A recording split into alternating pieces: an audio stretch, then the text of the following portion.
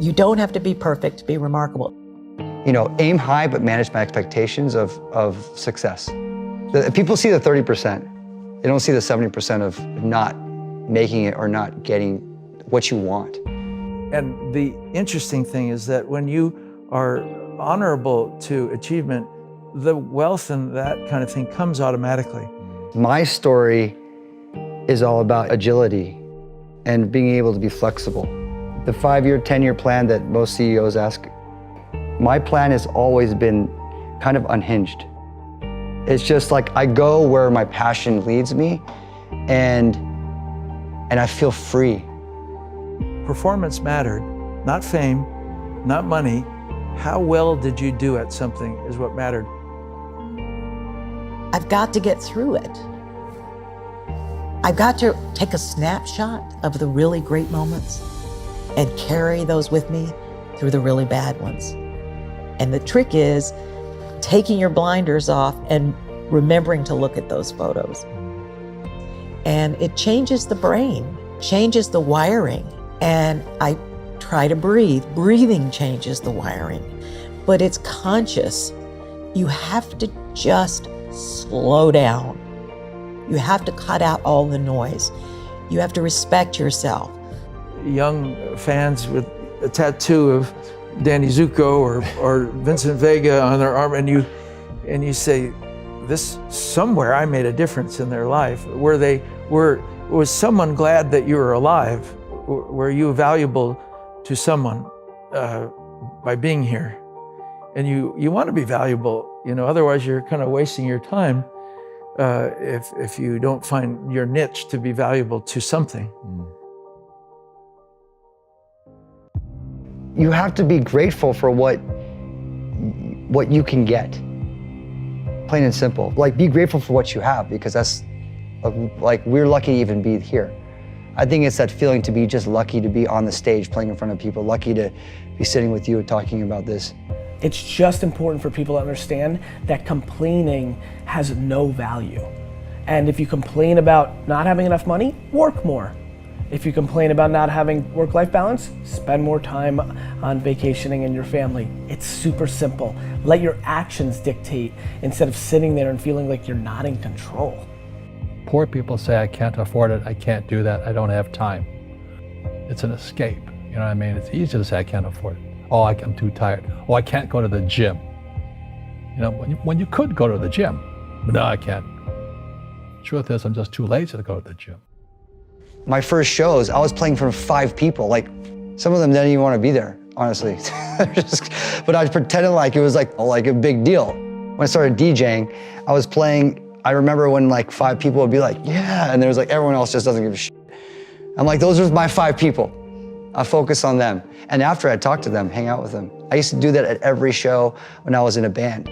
We would tour across the United States, and we would drive like 10 hours, and we show up, I remember in like Albuquerque or something, and there was 12 people that showed up. And after the show, I like hung out with all of them, and one of the guys let us stay in their house, because we were sleeping in our van the whole time. Man, I was excited. After the whole tour, I was like, when are we gonna go back again? And it's like, you know, you have to start in that mindset. It's like you can't, that's the problem with social media right now, is that you're comparing yourself to people that have like this large success, and you're like, I wanna play there. But you first have to go with what you have in front of you and make that meaningful. You can't forget that life is an art. This is why Oprah and I connected immediately, because, you know, we did a whole episode one time on enlightening people that didn't have money on how they can live art. I said, very easy. I said, can the average fellow go to Walmart and afford it's like a tray? Yes, it might be $3. Can you afford a cup instead of a paper cup? Might be $1, it's fine. Now, can you put your favorite coffee in that cup? Can you go to a market or something and get a nice blueberry muffin? Can you make that look pretty, put a flower on that tray? Now can you go give it to your husband or your wife? They'll think they're at the Four Seasons and you have minimal money. It's how you approach shit. You know, it's the art of life. Someone wants wealth or they want fame. It's harder for that to happen because it's not based on anything that has a bean exchange to it. You know, I always say, if you want to be wealthy on just money, get into the money business, investments, banking, you know. But if you're in the arts, I would do it for art's sake first, and then hopefully others will follow, but not make it a prerequisite, but just keep doing the right thing and the good thing, it'll happen. We all make mistakes. We all struggle. This like unconscious feeling that I need to prove to my dad that I'm gonna make it, because that's like what I grew up with. I grew up with this, like, I need to make it, because he implanted those subliminal messages towards me, you know, like when I was a kid growing up throughout my life. You know, let's say some parent that doesn't want their kid to play the violin, okay, and they're antagonistic. You know, you've got to be an accountant. You've got to be an accountant. You go, okay, Dad, I love you, but if I become an accountant, I'm becoming what you want me to be, and I have a good chance at having a not so happy life. Even if I fail at being a violinist, at least I failed on my own terms, and I failed doing something I loved. So you got to let up on me, Dad, or brother, or sister, or whatever, whoever that character is that has a counter intention to you. You have to get with them and get real and say, look, it's my life, it's not your life, and this is how I need to do it. Why are you so hungry? Like, why do you keep doing this at this level? Because at the end of the day, you know, that's what you have as evidence of a life well lived, a contribution to people.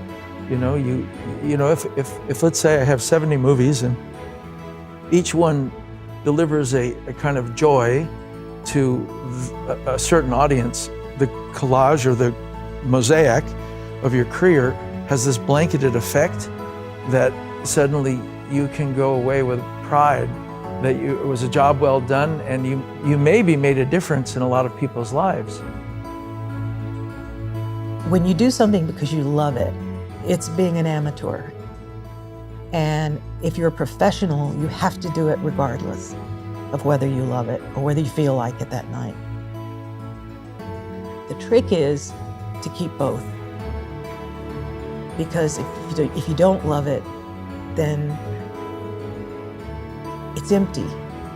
You know, but we're getting there. What's crazy is that we're actually, the dreams I had as a kid, they're actually happening, which is it's bizarre and wild. I really want to showcase to all the young people that the shy kids, that the kids that are like, yeah, I will not be successful like that. I will have to like sit in a cubicle and do, you know, the boring stuff, which is actually what my dad told me to do. It's like, that's real life. You have other ways to look at your scenario. And, you know, it's like, I'm trying to speak to that demo, to those kids, to those people, to the young people out there like that. Even to the older people that are like, maybe I need to stop my job and like pursue something else. Or maybe I need to reevaluate what I want to do with my life. I'm learning now, I think, to try to go with the flow, to enjoy things, not to worry so much. If you always do good work from your standards, whether you're in a project that fails or succeeds, you can live with that. Think of, I'm 40. Do you know how young we feel? When you were 26, did you ever think that this is what 44 felt like? No. You thought that was finished? Yeah. How old are you? Like, you think a 40-year-old, like, when I was 25 years old, I thought a 40-year-old was finished. I don't even feel like I'm starting. And so I'm giving real advice, and real advice looks like this. When you're 19, and you can spend 7 full years learning your craft, meeting people that are mentors, being patient, and you wake up and you're 26 years old, you have your entire life in front of you, and you've done great foundational work to go on and then be successful.